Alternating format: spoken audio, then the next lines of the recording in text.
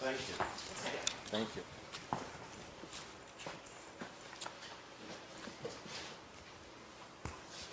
I'm struck by the one incident in there about un-American. Jean Harris, the wife of Harold Harris, was a very strong supporter of her husband and his work was basically based on the work of Frank Lloyd Wright, so she automatically became a fan of the work of Frank Lloyd Wright. And when that little memorandum that I showed you snuck in, three people, Frank Lloyd Wright, Mies, and Corbusier. Initially, it seemed pretty innocuous, but ultimately she came to the conclusion that it was an effort to sort of supplant the Frank Lloyd Wright agenda of her husband. And at that point, she turned on them. She went from being the biggest supporter of Roe and Hoseley, and then became their enemy and basically accused them of being not just un-American, but anti-American. And things got really ugly. Really interesting. Thank you so much. Moving along. I've asked Randall to talk to us. So a little introduction as if we need one. Randall joined the faculty here in the fall of '77. Previously taught at Carnegie Mellon. Since then, he's also served as a visiting faculty member at the University of Texas and also in Yokohama, Japan. In the spring of 2009, he was invited to be the Batza Distinguished Visiting Professor at Colgate. At Syracuse, he's taught at all of the levels of undergraduate and graduate programs, has been extensively involved in the international educational programming. Besides extensive experience teaching in Italy, he's run programs to Austria, Russia, and Great Britain. Participated in establishing and developing the Syracuse Florence program.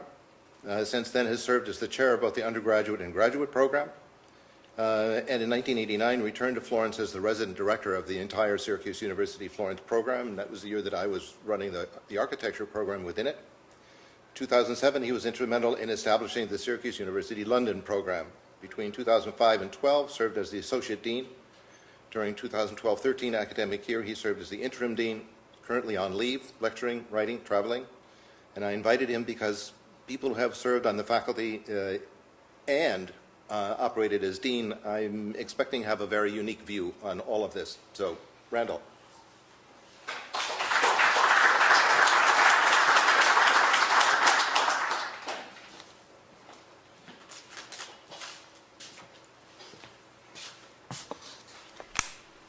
I guess we need to park that, pin that, put that in there. Okay. Do we want to leave these images up just for... Can you switch to...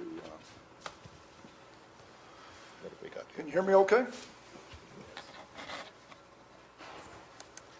Okay, you are. Find your... This one? No, what does it say? Right there. Seligmann and Florence, okay?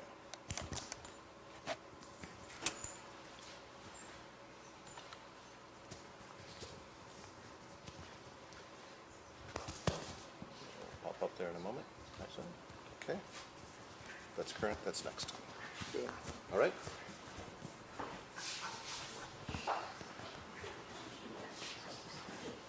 Okay.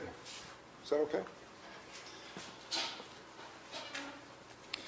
Well, these moments, this moment, when one is asked to make a 15-minute presentation about something that you're passionate about, reminds me of the Southern senator who was asked to make a presentation at a Rotary, and he agreed to do that happily, but he said, well, what would you like me to say? And they said, well, you can talk about anything you like. He said, well, how long would you like me to talk? And they said, well, it's up to you. He said, well, if you want a 15-minute presentation, I need several weeks to prepare that, but if you want me to talk for 2 hours, I'm ready to go right now. And I feel the same way about talking about Werner and Werner's impact upon me and the establishment of the Florence program and the impact that that has had on the school and the reputation of the school nationally and internationally. I could talk for a long time about that, but I'll try to keep my remarks as tight as possible. If you go to Dallas Love Field, in the main concourse lobby, you'll see this statue of a Texas Ranger. And it's a rather imposing statue, as you can see. And the ranger has his right hand over his holster, just about ready to pull the gun out if he needs to. And he has his left hand up like this, saying, okay, now just settle down. It is an image that has come to, for me, illustrate in a way the impact that Werner had here at Syracuse. And at the time, when I first met Werner, I had no knowledge of his connection to Texas, so this is something that evolved in later years. And that's a little bit strange, actually, because two of my teachers at the Cooper Union, John Haydock and Bob Sutsky, were among that first wave of Texas Rangers. But I never knew that at the time that I was at Cooper, and for many years after that, in fact. They never talked about that for some reason. It wasn't until I came to Syracuse and met Werner that I began to hear these stories about some strange cabal that took place in Texas at Austin, and out of that emerged the sort of pedagogy. The pedagogy that I was exposed to when I was at Cooper, the pedagogy that all of you that went through Cornell were exposed to in the 70s and the 80s. And I've come to really appreciate tremendously, the impact that ultimately had on me, on my teaching, and the wonderful serendipity that brought me and Werner together here at Syracuse in 1976.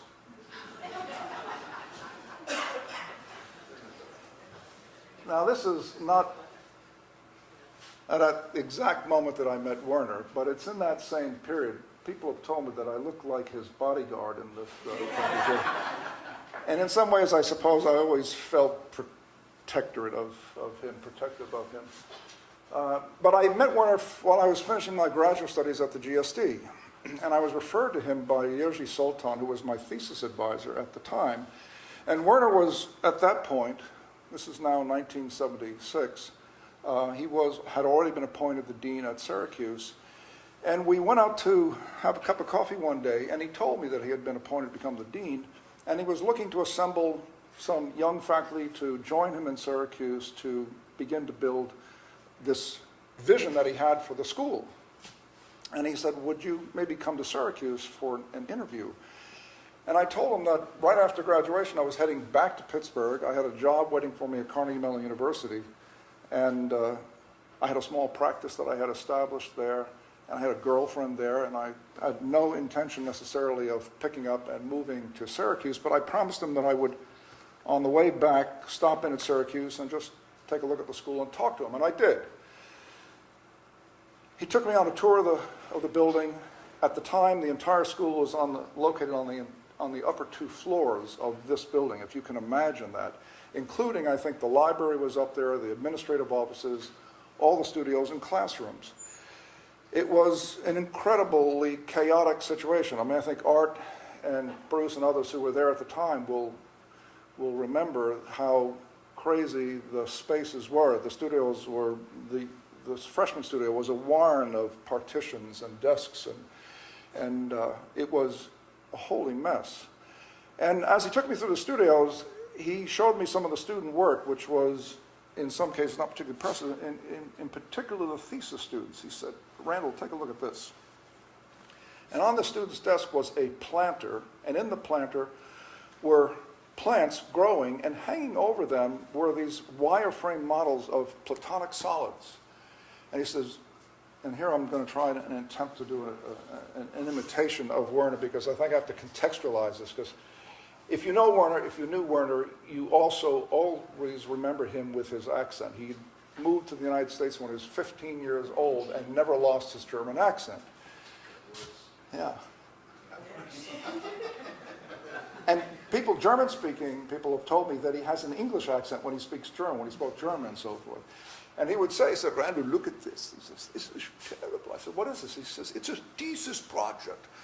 And I said, it's a thesis project? Yes. I said, what's the thesis? He said, the student wants to see what the effect of platonic solids were on the growth of plants.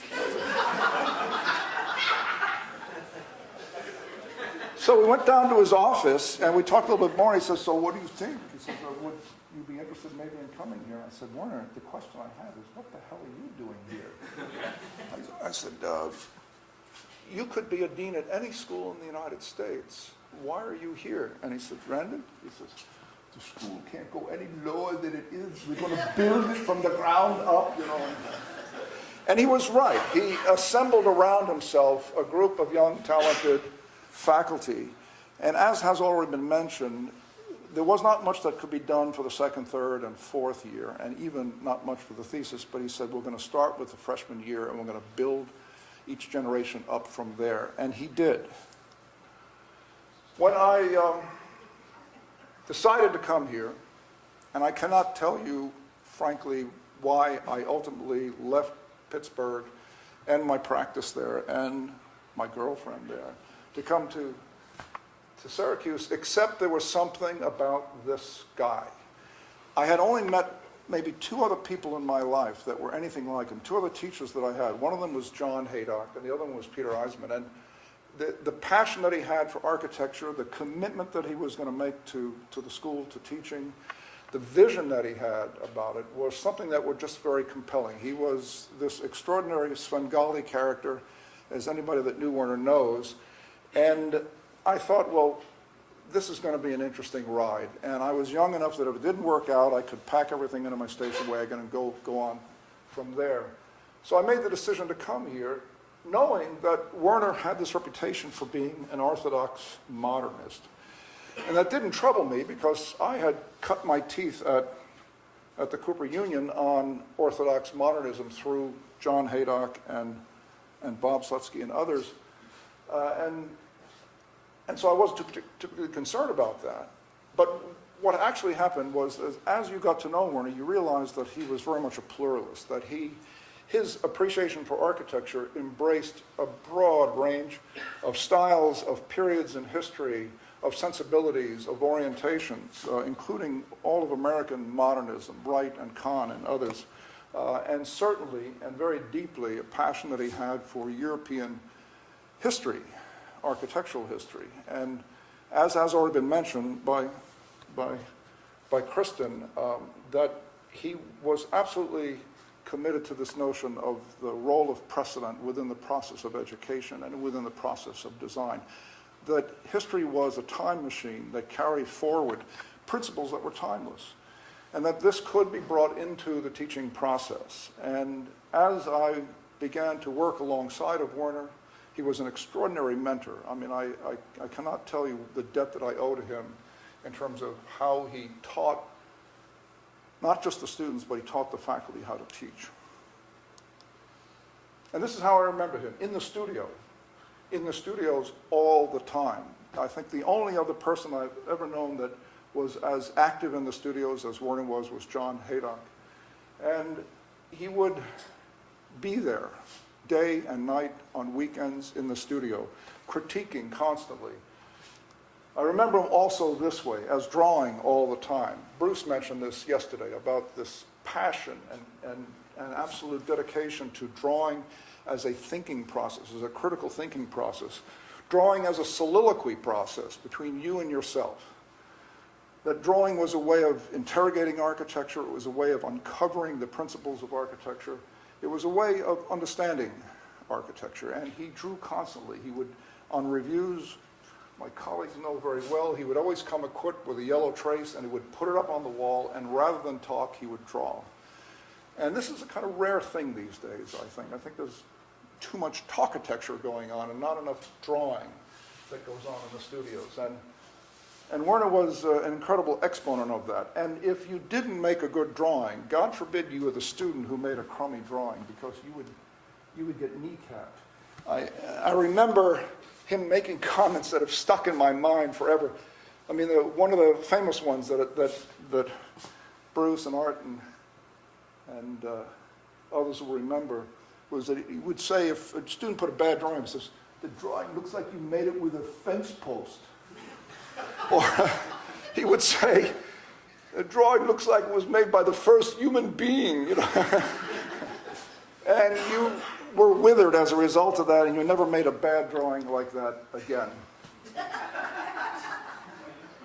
He was also a dean's dean and a student's dean and a colleague's dean. He was very much involved with the students. He was not above doing something like this, where he would sit in the audience with the graduating students, put on these funny glasses that the others had, and allow himself to be photographed like this. He was someone who endeared himself, to the students very quickly, even though they were occasionally subjected to the withering criticisms that he could level at them. They knew that it came from a place, of passion and commitment to architecture that was genuine. I recall very distinctly the first, I worked with Werner and some other faculty in the first year for the first 3 years that I was here. And that very first year, in 1977, 78, we took a group of undergraduate students and ran them through this incredible sort of curriculum in the design studio that exhausted everybody, most particularly the faculty. But at the end of it, out of it came some extraordinary work that the students did. Rick Cook, who you may know, was one of the students in that group that went on to sort of distinguish themselves in their practices. And we took all of the students out for pizza at the varsity. And I said to Werner, why don't you come along and join us? I mean, it was a celebratory moment, and we thought he should be there. He said, well, I've got a little work to do, but I'll catch up with you. He showed up about 20 minutes later. When he walked in the door of the pizzeria, the students, every one of them stood up and gave him a standing ovation. I had never seen anything like that in my life. And that was after just being here 1 year. I knew that something special was happening at this place, and I knew that I was going to be here at least for a while longer to sort of be a part of that. In 1979, summer of 1979, I ran a program in Vienna, a studio in collaboration with Rob Creer that you see on the left over there. And I invited Werner to join us. I said, Werner, you're going to be in Europe anyway, so why don't you just catch a train or a plane over and come and visit us in Vienna? And he demurred. He says, no, I don't really, I'm not interested in Viennese art. I said, come on, Werner, do it. I said, what's the problem? And the problem, it turns out, is that he had not a problem with Viennese architecture, but he had a problem with the Austrians. Their complicity during the Second World War upset him, disturbed him a little bit. And so that kept him, apparently, from ever going to Austria. I said, Werner, you have to come. Rob Creer is going to be there, and I'll show you around Vienna. It'll be my opportunity to show you around another city.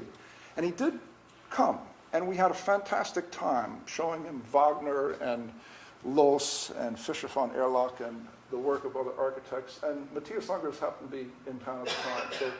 So the end of that summer program has a kind of special place for me, because it was also at that moment that I talked to him about possibly teaching abroad, that I enjoyed doing this program so much that if there was an opportunity to teach in London, I was ready, able and willing to do it. And Werner said, well, let me think about that. That fall, when classes started, he said, listen, there's going to be an opening in London the following year. If you're interested, I will give you that slot. And I said, I'm ready. It was a good gig over there. You did not really have to do a lot of teaching. There was the studio courses and the elective courses were taught at the AA. The faculty member from Syracuse that was positioned over there was basically responsible for taking the students on field trips, doing lectures out in the field, and having a great time. I said, sign me up. December comes, and I am in Switzerland visiting some friends, and I get a phone call from Werner, and I don't know how he found me in Switzerland on top of this mountain, but I get this phone call. It says, Randall, I have some bad news and good news for you. I said, what's the bad news? And he says, we're canceling the London program because Margaret Thatcher raised the tuition for non-Brit students, and we could no longer subsidize that program. And it only was about 12, 15 students per year that were being actually subsidized by the rest of the class. And I said, all right, what's the good news? He says, well, we're going to send you to Florence. We're going to start a program. I said, Werner, this is December. How the hell are we going to start a program in the fall of 1980? That was only 8 months away. He says, don't worry, we'll make a poster, and we'll go out and get some students. So we made this poster, And we sent this poster all over the United States. And sure enough, we got students from other schools because there was little interest in Syracuse among the students here for going to Florence. They were very, very disappointed about the cancellation of the London program. So we had about 8 or 9 students from Syracuse, and we had to go out and find students from other schools. And so, in fact, we did. We got a couple from the University of Texas. We got a couple of students from Cornell. A fellow came in from Cooper Union, and so on. We cobbled together a group of about 12 or 13 students who signed up for the Florence program that didn't exist until we got there. And I said, Werner, you know, we got to get this thing organized. So how are we going to do that? So we said, well, we'll get on a plane, and over spring break, the 2 of us went to Florence and arrived in the nick of time. We had no studio, we had no furniture, we had no faculty. We didn't have a pedagogy yet. There was no curriculum that had been constructed yet. But we get there in March and immediately go to this building. This is the Villa Rosa, which is just outside the Viale, just outside the historic center. One of the reasons why Werner was interested in positioning the school in Florence is because the university had a presence there. They had bought this building in 1959, and it had a small program. It started with about 15 students in 59, and when Werner and I arrived, there were a total of 50 students in the program. Today, those numbers are upwards of 300 and 350 students. And the advantage is that we had a ready-made base, an administrative center that had a director. In this building were classrooms and studios and a library, an English language library that we were able to build on top of, and a cappuccino bar that ultimately became, if you've been there, and any student that has gone there knows that it's kind of the center, it's Grand Central Station for the Villa Rosa. And so it was a wonderful facility from which to sort of build the program. And we did. We went out and found a studio on the other side of the Arno, and we began to talk about what the program would be. And we decided that we were going to get this thing going. The question also is, well, why else Florence? Why didn't you establish the program in London where we had a center? And in some ways, I guess the reasons are almost obvious. One of them is because of Florence, the city itself. Here is a city that's 2,000 years old. It spans across periods that include medieval. It's a medieval city. It's a city of the Renaissance. It has the first Renaissance square, can be found in Florence. It is the city, it's the home of Da Vinci and Brunelleschi and Alberti and Michelangelo and so on. And so it is an open book for the study of the history of architecture. And it's a very walkable city. If you've been there, you know you can walk across the entire width or the entire length in about 30, 40 minutes or so, and along the way see extraordinary things.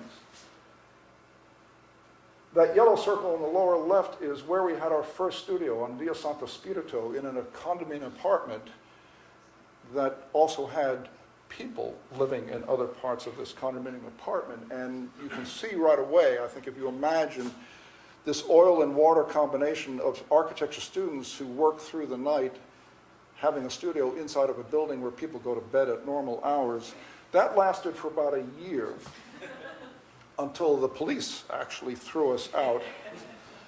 But the beauty of it for the first year was that the Villa Rosa is a yellow circle on the upper part of the screen there, is on the other side of town. So anytime you would walk from your classes in the Villa Rosa to the studio, or from your studio back to your classes, you'd have to walk through the city. And you had to walk through the Roman castrum, or you had to walk through the medieval fabric, or the Poggi plan from the 1860s. So the city was an open book, and it was there to be discovered, and the students, we set up a program that forced them, that taught them how to read the city.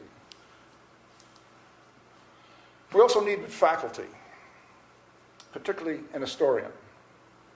And I think Kristen's comments about Werner's commitment to history, as evidenced by the fact that he hired 3 historians in a program that probably could have gotten by with maybe 2 historians, but he said, no, history is a centerpiece of the school, and of course it's a centerpiece in a program like Florence. And he had heard about this young up-and-coming historian named Giorgio Ciucci, and he said, let's go visit him. So while we're in Florence, we got in the train, went down to Rome and visited him in his studio, and met this very gentle but brilliant soul who was at the time teaching in Venice, and so it was easy enough for him to take the train to Venice, get off in Florence, teach a course, and then go on to Venice and do the same thing on the way back. So he would teach for us twice a week and continue to do that for over 25 years. I think you all probably by now know very well the reputation that Giorgio Ciucci has as an architectural historian. And he's also a very good architect, too. He practiced for a while before he started doing history. And so we had him on board. So we had a studio, we had desks, we had an historian, we had language classes and some electives that we had organized, and we had students. And here's the charter group. And they were an extraordinary group. I remember over the years many great students that I've had the opportunity to work with. But for me, this group holds a special place in my heart because they understood that it was a charter program and that I was shaking this thing out of my sleeves, inventing it from day to day as we went along. And they were terrific in the way that they accommodated my own lack of knowledge about Italy, my inability to speak the language and somehow get along. And you might recognize some of these people in here. This is Maurice Cox, who was a student from the Cooper Union who went on to actually teach for us, to come back and teach for us in the Florence program. He went on to become the director of design at the NEA, the mayor of Charlottesville, Virginia. He's now down at Tulane heading up the school's community engagement program down there. Dan Allen, in the yellow and black shirt on the left, formed a partnership with Steve Kilcoyne in New York, currently has an active and successful practice. He designed he came back to Syracuse and designed our first New York City Center studios a few years ago.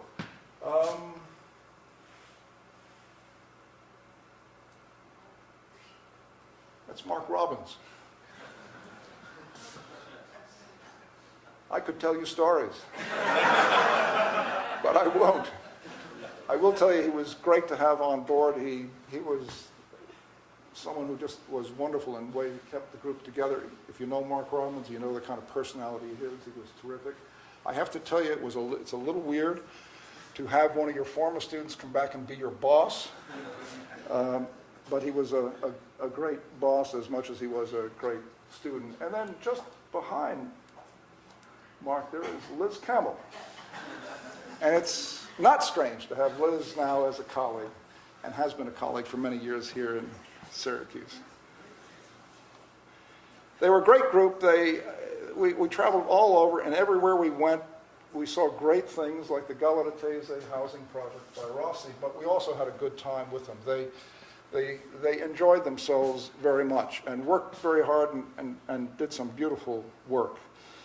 A few years later, I think around 1983 or so, we finally managed to land permanently at this building, and we rented the ground floor and the basement, and that became our studios for about 20 years.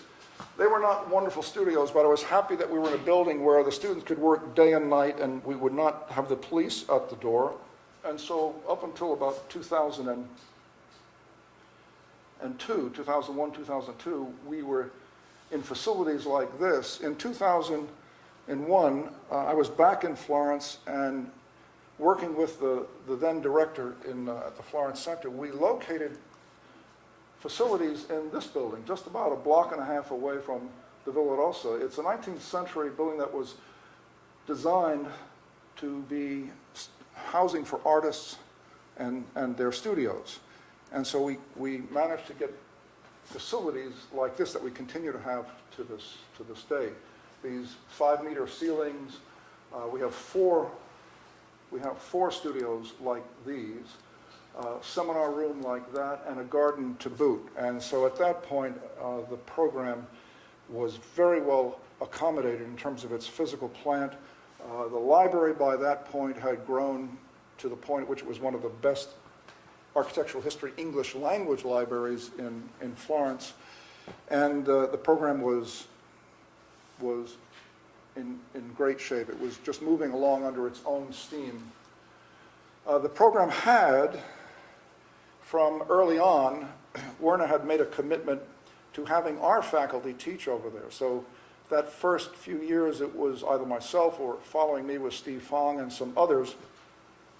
But he felt that it was very important that the faculty teaching in Florence were from the faculty back in Syracuse, meaning that you put people in, as opposed to adjuncts, local adjuncts. So you put people in those positions who had a commitment and a loyalty back to the home institution, who understood the pedagogy of the home institution, and would use that to build the Florence program, to deliver the pedagogy of the Florence program. And that continued. As the program grew, by the end of the 80s, it grew from 1 section to 3 sections. And that remained the constant for since then, and continues to be the condition today. The pedagogy was built around understanding the city, that it was embedded not only within Florence, but the sensibility about what a true urban environment means. And this is a leitmotif that has run all through the pedagogy of this school. That I think one of the things that distinguishes Syracuse is that, and Werner was the promoter of this from the very beginning, that architecture begins and ends really with the city.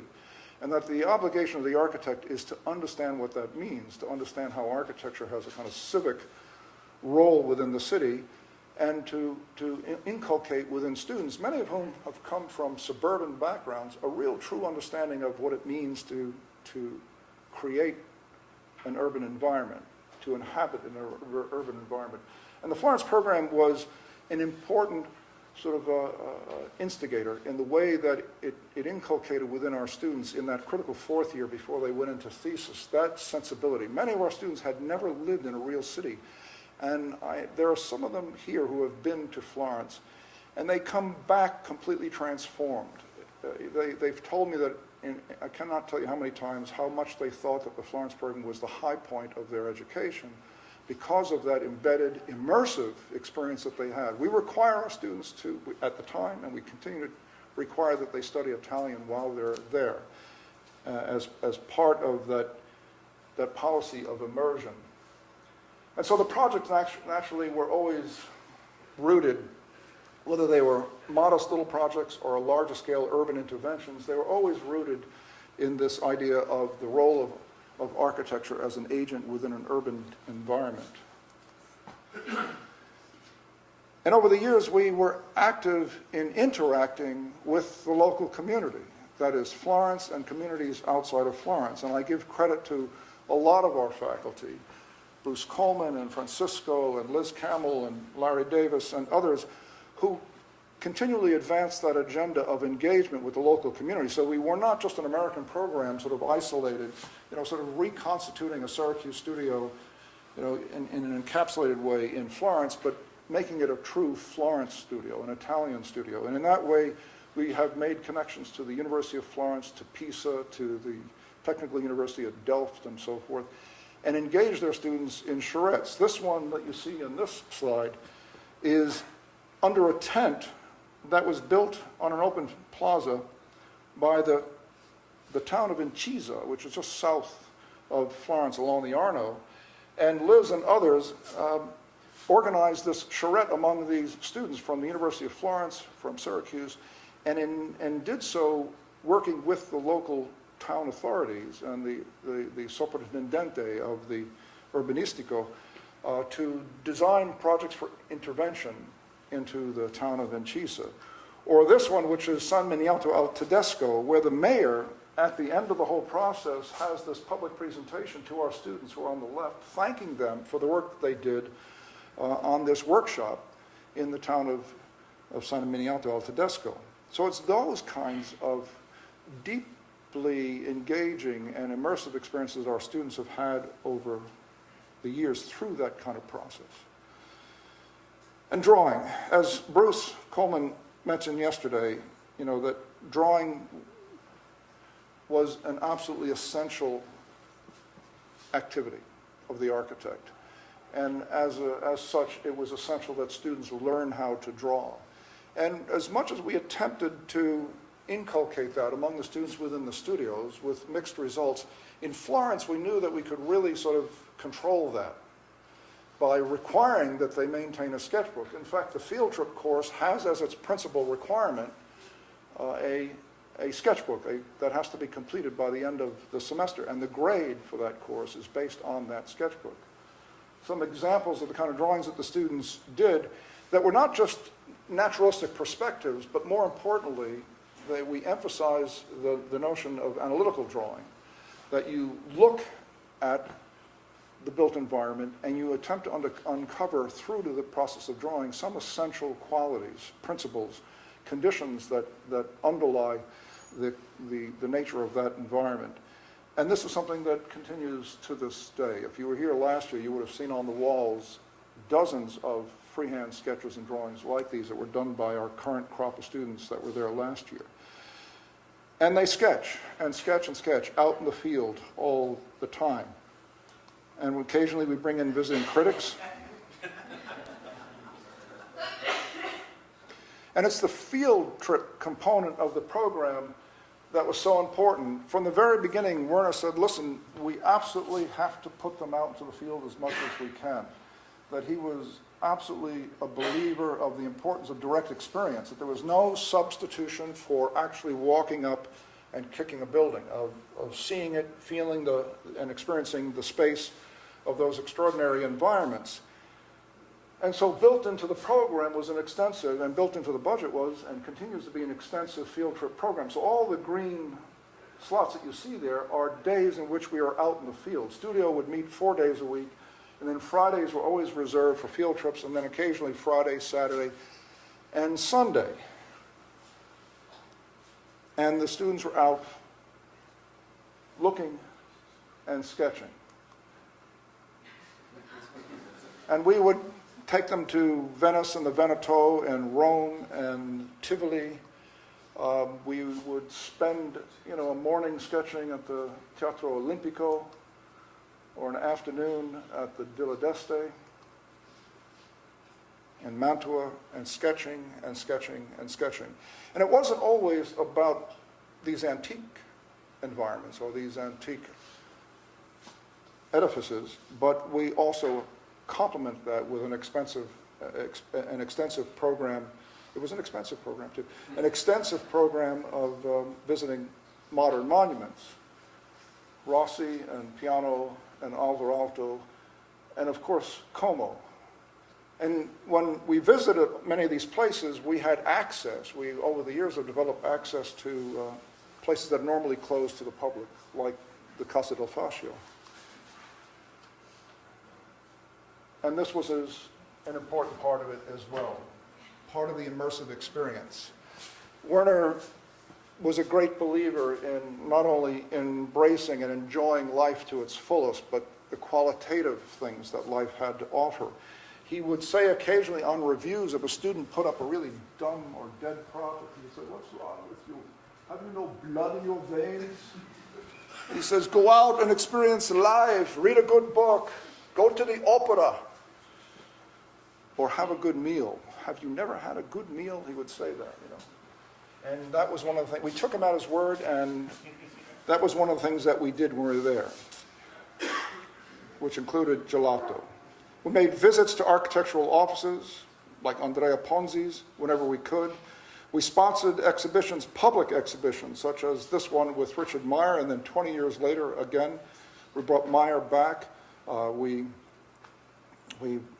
think there are others like Michael Graves from the United States that came, or Peter Wilson of Bowles Wilson has lectured for us, and others. But these were public lectures. These were not just internal to the school, but we made arrangements with other colleges, with the city to do this. And then exhibitions at the Palazzo Vecchio, or symposia that we've held in places like Prato. And a particular project that I want to call attention to is this one in Verona, where it was the annual furniture fair, the Fiera in Verona, International Furniture Fair. A number of schools were invited, Italian schools were invited to participate. We were the only ones, Syracuse was the only American school to be invited. Bruce Korman was teaching there at the time and did this extraordinary project with the students that involved taking a painting or a book or a film, something from a film, a piece of furniture that could be seen in context that may not have ever been built, and then adapting that to a design project, reinterpreting that. So in this case, the student took this painting by Carpaccio, where he's at a desk that appears to fold up into the window, and we made arrangements, Bruce made arrangements with furniture fabricators to build a prototype for it, and here's Bruce and Maurice Cox unfolding it, and here's the happy student at his desk. Unfortunately, he could not bring this home with him. And here's the happy teacher. And I love this slide because it is emblematic about how many of us have felt about just being over there.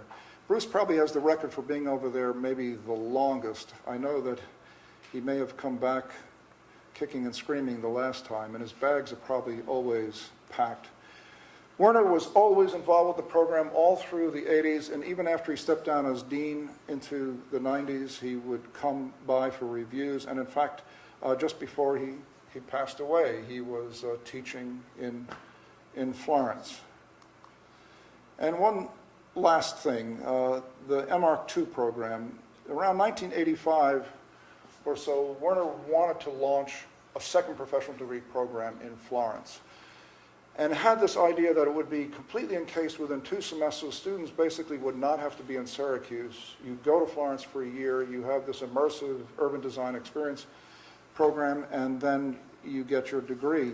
He used Colin Rowe as a kind of carrot to attract students. So for a couple of years, Colin was involved in the MArch2 program. There's Wilvin van Kampen on the right, who was teaching for us at the time. And there's, of course, a lot more I could say about that, but I'm running out of time here, so I won't. What I will show you is the last time I was in Florence with Werner was in the spring of 1990. I was the resident director there. Werner and Jean were coming into town. I knew that March was Werner's birthday, and it turned out that it was his 60th birthday, so we conspired to throw a little surprise party for him. Sabina flew in unbeknownst to Werner, and she showed up as a surprise for him, and we made arrangements with a trattoria out in the hills outside of Florence to throw this dinner party for him, at which the chef prepared this cake, which is a golden section rectangle. It has the modular man and the red and blue series over there. And Werner was about to dive into that. It was a wonderful evening. I will show you one last poster, and that is of a summer program that Bruce Coleman and I organized for pre-college students. I'm showing you this because I just want to make the point that I've known Bruce now for 37 years, I guess it is. And he will always, in my mind, be a colleague's colleague, a teacher's teacher. He's a scholar, he's a gentleman, he is the voice of reason. I can tell you numerous times when the faculty were in heated debate, Bruce was always the kind of quiet voice of reason and objectivity and intelligence. And I'm happy that he is now going to be retiring, but also sad that we're going to lose him as a faculty member. I have very wonderful memories of this summer program that we did together.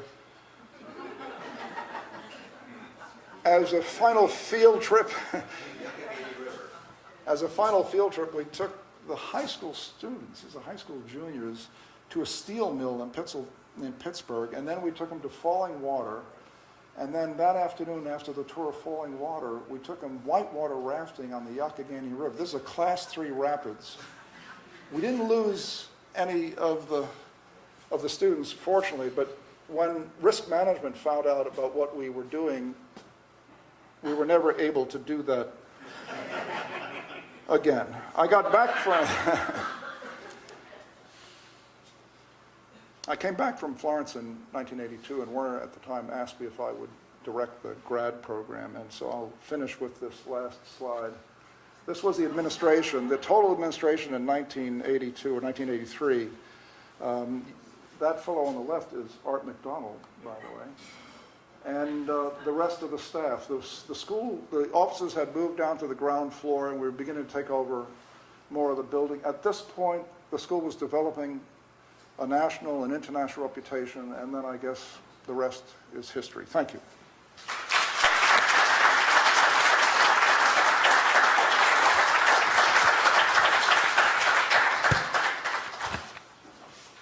Thank you, Randall. You're welcome.